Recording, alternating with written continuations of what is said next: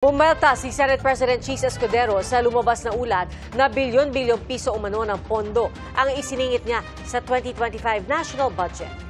Git niya, Kamara ang pinagmulan umano ng paninira. Nako. Bagay na pinalagan naman ng Kamara. Nako. Saksi, si Mav Gonzales. Isang demolition job. Ganyan tinawag ni Senate President Cheese Escudero ang lumabas na ulat sa isang website na meron daw siyang isiningit sa 2025 budget na mahigit 142 billion pesos na flood control projects at iba pang infrastruktura. 150 billion? No, of course not. Dun sa kahit po sa Sorsogon. Sa Sorsogon, nag-ano? Kung meron din po kayong mga 9 billion? changes. No. May changes sa Sorsogon, yes, pero hindi 9 billion. Hindi porkit Sorsogon, akin yun. Hindi porkit Bulacan kay Senator Villanueva yun. Sa akin yun. Hindi porkit tiga doon ng isang mambabatas, lahat na ng pondo ron ay sa kanya. Ulitin ko, sino bang nagsabi niyan? That is a mere insinuation. Ayan. Kanina niya pa tinatanong niya sa press ko na, sino ba nagsabi niyan? Again, bahagi ng PR job, PR campaign. Nako. So, hindi automatic yun. Anya, malinaw na paninira daw ito na inilabas bago magbotohan para sa Senate President ng 20th Congress. Gaya raw ng alegasyon na pinuntahan niya si House Speaker Martin Romualdez sa Kamara para siguruhing na... Kasi may bidyong lumabas na pinuntahan daw niya si Speaker. Bidyong lumabas. Pag tiningnan niyo yung video, tingnan niyo na lang sa bilyonaryo yun na channel.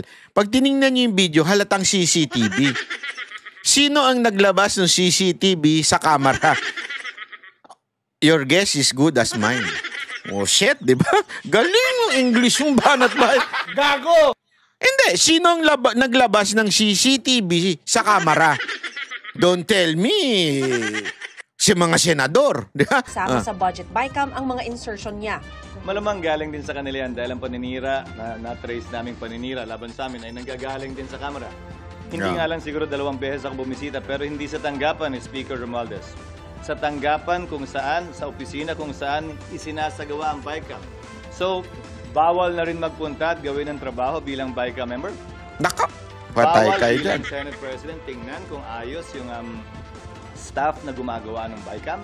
Naka! Sagot ng Kamara. Bakit kami? Ba't kami may kasalanan? Bakit kami? Hindi ka bagay magpa-cute. Hindi, wag kang gumanyan-ganyan. Wag kang umangas ng ganyan, te. Sa bagay, paligsahan kayo ni Yussi Claire, pero hindi bagay, te. Wag, itigil mo yung ganyan mo. Bakit kami? Hindi bagay, te. Pang maganda lang yung ganun. Criticism sa kanya, tinataasan niya ng kilay ang House of Representatives. Siguro yung tanong, bakit nga siya nandito? Kung tungkol yan sa BICAM, kasi ang speaker hindi naman po nakialam sa BICAM ng budget.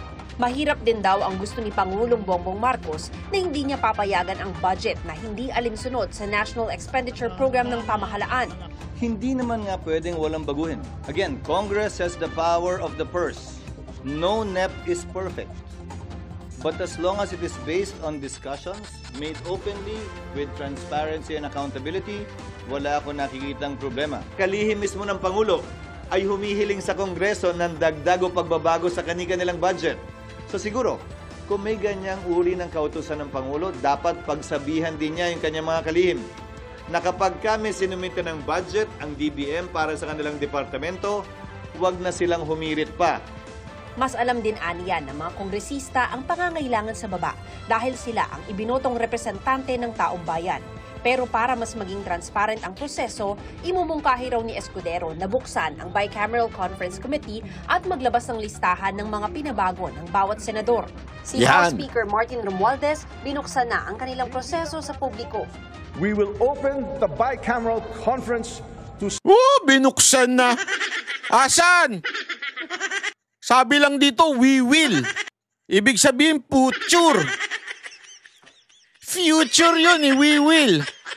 Binuksan na ba talaga? Antayin natin. Wag kagad gano. Kayo naman, Sip-sip na sip-sip ang datingan eh. civil society observers. Following the President's lead, this is indeed a historic first because transparency is not just a value, it is a weapon against corruption. Naghain na rin ng joint resolution ang ilang senador para buksan sa publiko at i-livestream ang mga deliberasyon ng Budget Bicameral Conference Committee suportado. Hintayin natin. Puro na kayo pangarap lang yan eh. Huwag naman kagad. Kayo naman halatang halata. Puro pangarap lang yung mga pinagsasabi nila eh. Antayin muna natin talagang buksan. In live. Ito ng ehekutibo ng Kamara dahil nauna na rin naman daw nila itong iminungkahi noon. Para sa GMA Integrated News, ako si Mav Gonzalez, ang inyong saksi.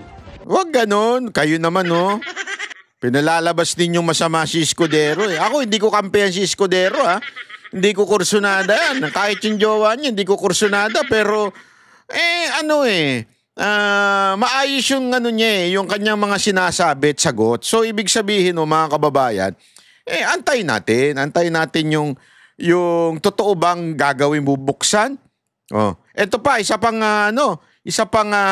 ginawa ni Escudero na kinagagalit siguro nito ng mga kongresista natin. Kaugnay sa pagpalakpak, sino ba naman ang hindi papalakpak doon?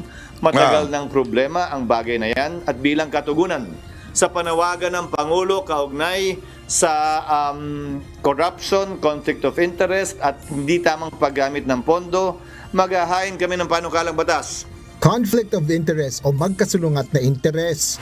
Ito ang binigyan diin ni Senador Francis Cheese Escudero matapos ipanawagan ni Pangulong Ferdinand Marcos Jr. sa kanyang ika-4 na State of the Nation Address o SONA ang problema sa korupsyon.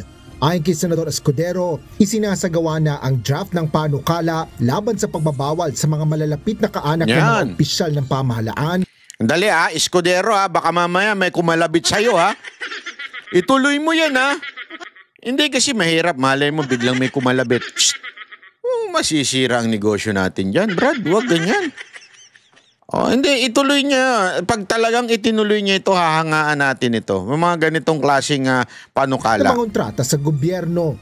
Ang layunin, ipagbawal up to the 4th civil degree of consanguinity and affinity ang sinumang mambabatas o opisyal ng pamahalaan, nasyonal man o lokal, na maging kontraktor o supplier sa pamahalaan.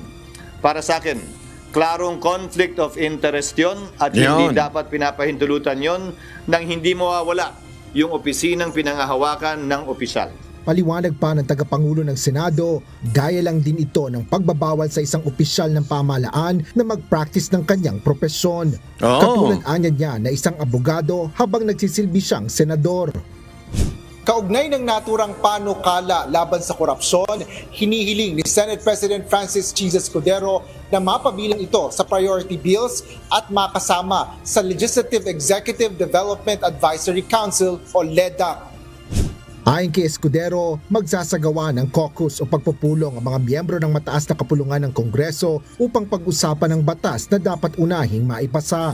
Pangalawang nais naming talakayin sa caucus mamaya ay kung maaari ikonsidera ng mga miyembro ng Senado na yung mga napasa na on third reading nung nagdaang Kongreso ay baka maaari tulad sa mga nagdaang Kongreso din ay wag nang padaanin pa sa butas ng karayom.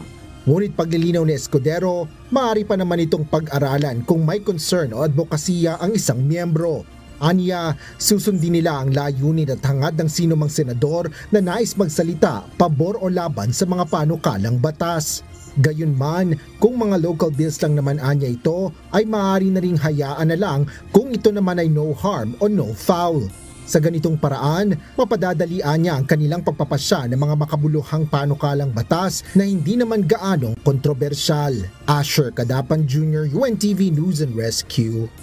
Ayan. So, ayan yung mga panukalang ni Escudero na sa tingin ko, sapul ang kamera dito. Sapul ang mga kongresista natin dito. Kaya ganyan na nag-iinit ang mga puwit niya mga yan. Mukhang, kaya sa tingin ko lang naman, kaya mukhang may katotohanan tong demolition job kay Escudero. Nako, sabi ko sa inyo, mga kababayan. Ito ay matinding sagupaan na mangyayari. Daig pa nito yung circus ni Torre.